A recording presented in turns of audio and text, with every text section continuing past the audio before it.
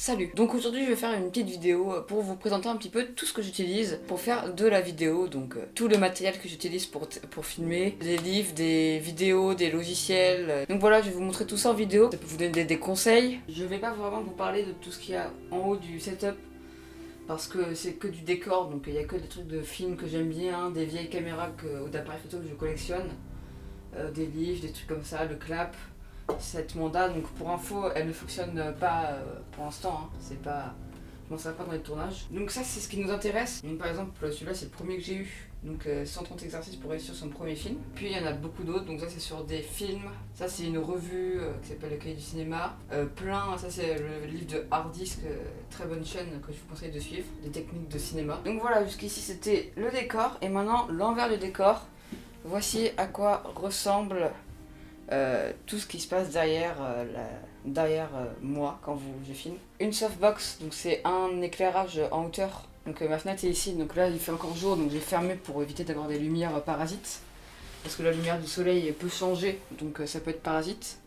Donc une softbox ici, une autre ici, un panneau réflecteur ici, que j'ai construit sur un trépied. Voilà, avec la porte du meuble qui peut faire aussi réflecteur. Un autre panneau réflecteur qui est caché ici aussi, qui est fait maison, hein, donc c'est que une boîte, enfin un couvercle de boîte avec de l'alu. Et ici donc le son, donc un enregistreur Zoom H4n Pro. J'ai essayé d'avoir un meilleur angle, voilà. Et la caméra, donc un appareil photo Olympus OMD EM5. Donc c'est celui dont je me sers avec plein de panneaux que j'ai mis. Donc voilà, et puis ici on voit derrière, donc ici c'est un peu le point de contrôle.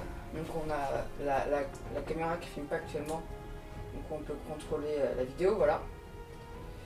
On a ici, donc on peut gérer l'enregistreur.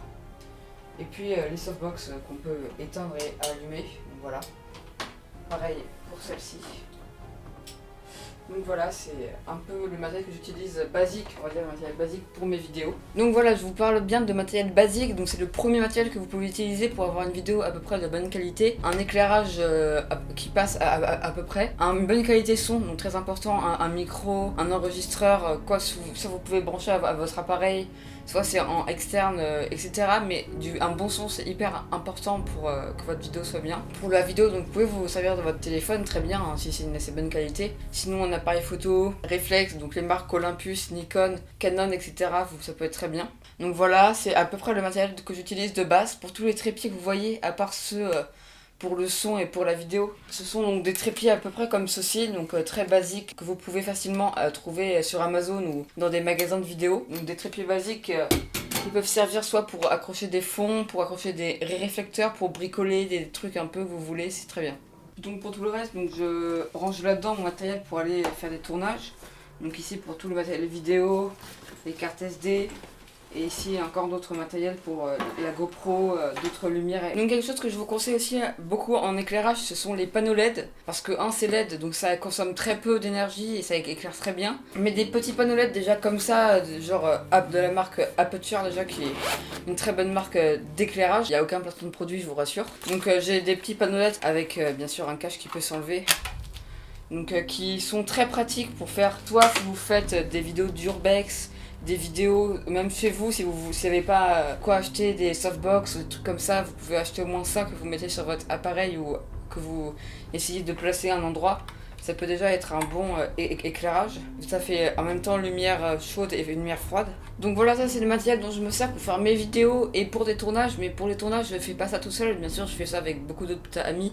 Donc eux aussi ont du matériel vidéo. D'ailleurs, je vous conseille leur chaîne. Il y a Dark Epsilon et Ace. Voilà, allez vous abonner parce qu'ils font aussi des bonnes vidéos. Et donc eux aussi, avec qui je fais des courts-métrages, ont beaucoup de matériel. Donc d'autres appareils photo, de stabilisateurs, d'autres micros, etc. Et puis comme je vous l'ai dit au début de la vidéo, je vais essayer de faire plus de vidéos pendant les vacances. Donc là c'est terminé tout ce qui est brevet, tout ça et les cours. Donc là j'ai du temps pour faire des vidéos, donc je vais essayer de me concentrer sur ça. Donc voilà, c'est la fin de la première partie de la vidéo. Une deuxième partie va sortir un peu plus tard pendant les vacances, dans environ quelques semaines. Donc voilà, merci de l'avoir regardé. Restez actifs et présents pour voir la deuxième partie et d'autres vidéos encore qui vont sortir pendant les vacances. Bon bah, salut!